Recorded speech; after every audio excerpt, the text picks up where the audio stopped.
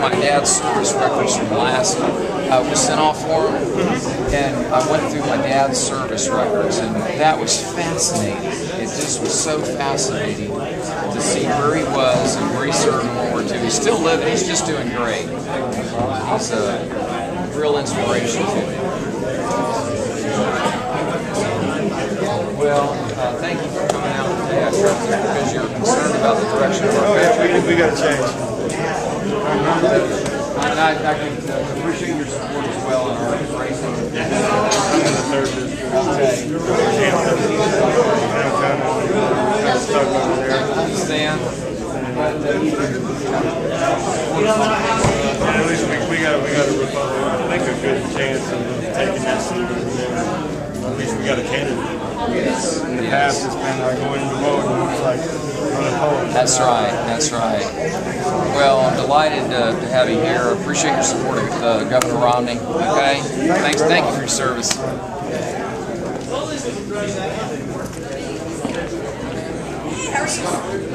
Yeah, Cecil Budmeyer. How are you? It's been a while since I've Things okay? Very good, very good. With you? I love your shirt. Thank you. Yeah, How are things with you? very good, doing well. You know, my son is a second lieutenant. He's up at the basic school, graduates next month. And he's going to be a combat engineer going to Lejeune, so he's excited. Proud of him? I am, so very good. Wow, that is really neat achievement that he's put together there. No, definitely. Are you excited about him graduating? Oh, yes. And like I said, it's what he wanted. He was graduated with an electrical engineering degree. Of course, you might not use that word combat engineering, but it's what he wanted to do. He's always liked to build or possibly destroy and love things too. So it's going to be interesting. You raised him right. Feel I did. Thank you for coming out today. Oh, no, I'm glad we could make it. And I'll be there tomorrow night too. Terrific. Thank you. Yes, definitely. Wouldn't miss it. Well, thanks again. Yes, Tell your you're son give him my kind regards. Okay, I will do that. Tell him I appreciate his service. I will do that. Thank you.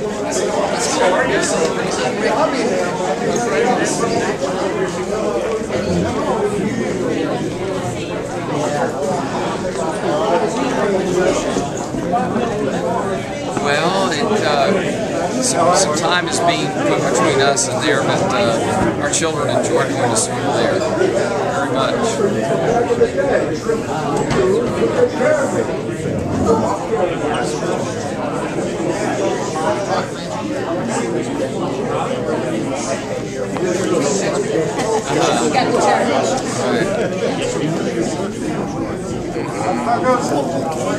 Yes. Are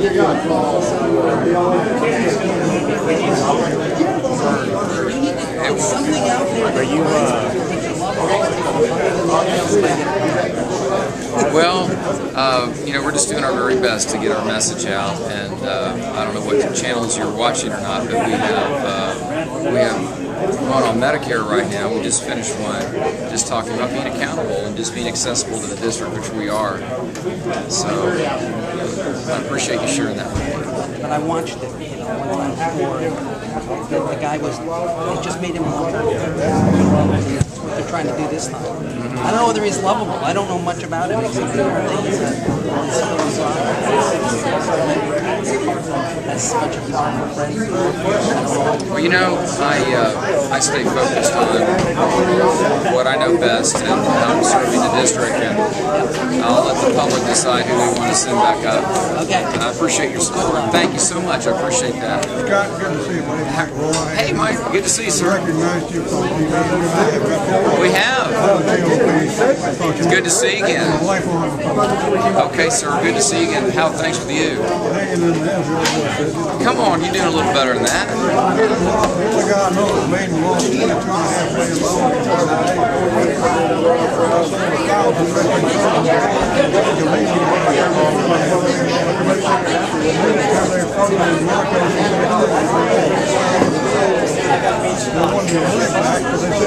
Well, you know, I've heard a lot of stories over the last 3 years.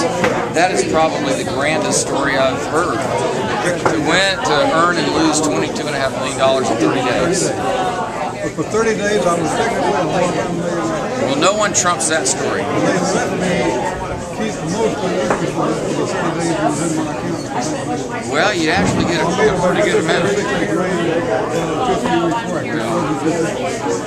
Well, back to reality, which is what we're here. I appreciate you being here in support of the governor. Yeah, okay, fine.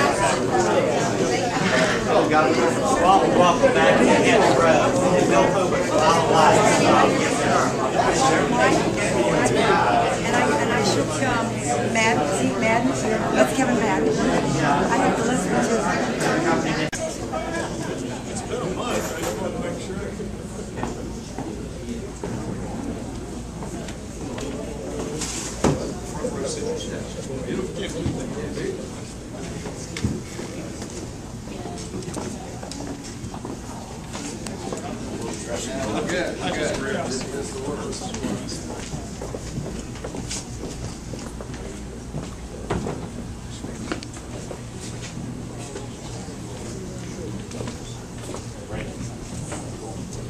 Okay, welcome everybody. I'd like to kick off by asking George Massarelli of VFW Post 3160 to lead us in the Pledge of Allegiance. To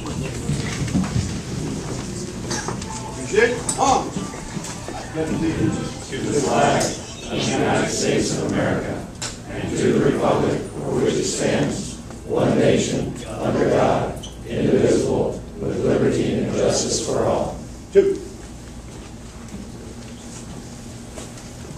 Thank you, George. Everybody, please take your seats. Thank you all very much for joining us this afternoon, and thank you to Post 3160 for hosting the event today. This is a good turnout, and that's good. I think this will be a good discussion.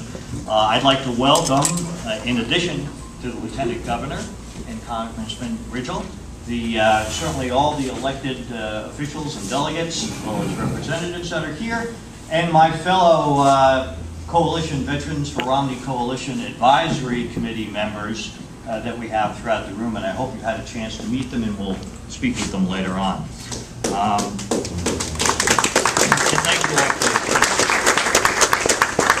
Let me start by saying, first of all, to all the veterans in the room, of which I think is the vast majority, thank you for your service to the nation, both in the past, the present, and the future. The ability to get the youth of our nation to defend the nation is predicated on how they perceive the treatment of the veterans that have served before them. That's a quote from General George Washington, our first general and our first president. And it's as relevant today as it was as he led the Continental Army and then the Army of the United States and led the United States as a nation. On behalf of the Veterans for Romney Coalition, we want you veterans to know how appreciative we are of your service and how critical your service, your views, your values, your perspective is to this campaign. No question about the fact that national security, economic security, our veterans' issues are all inexorably linked and are a critical part of this campaign. And it's imperative that we ensure that those views and those values are reflected in the campaign. That's why we as a coalition back the Romney-Ryan team, because of their proven track record in representing us. We are a grassroots coalition of veterans. We know what it is to serve the nation. We know what it is to put country before self. We know the importance of the defense of the nation. We know of the importance, as George Washington said, of taking care of our veterans. With less than 1% of our elected officials in Congress, present company excluded, with less than 1% having prior military service, it's incumbent upon us to ensure that our elected leadership, both in the legislative and the executive branch, understand fully the linkage between veterans issues and national security issues and defense issues. And it's our job to remind them. It's our job to ensure that in our representative form of democracy, the service of 2.3 million Americans and their families is appropriately represented. And it's reflected in our national policies.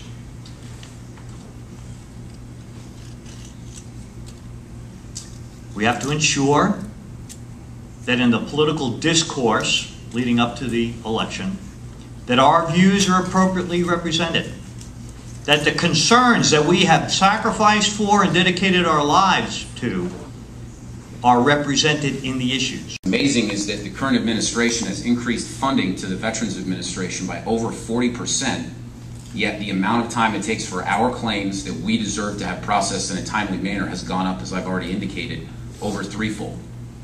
Unfortunately, we all know that's a time-honored tradition of a particular political party, is to throw money at a problem, no management, no accountability, and just hope things get better.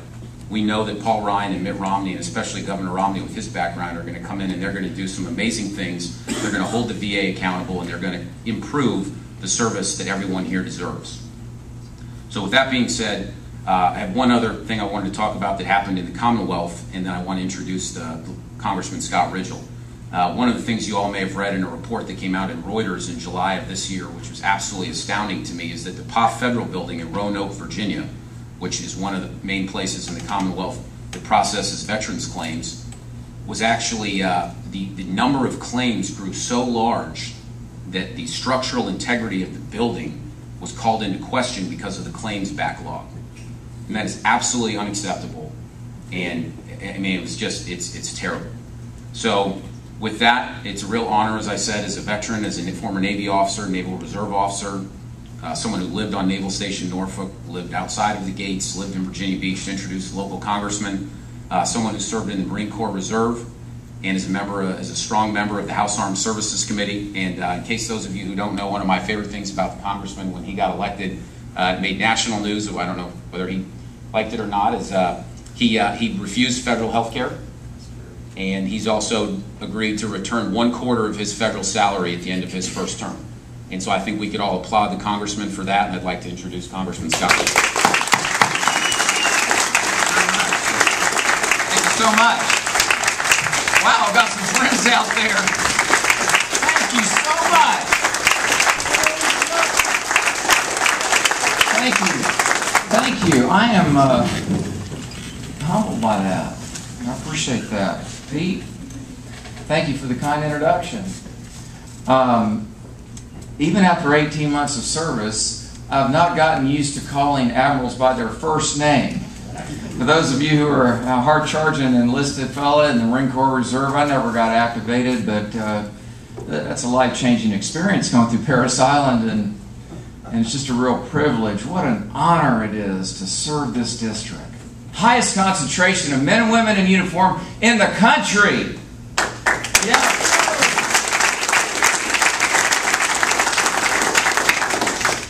You know, just last night, for the first time, I had the opportunity to go through, page by page, the service records of a hero of mine.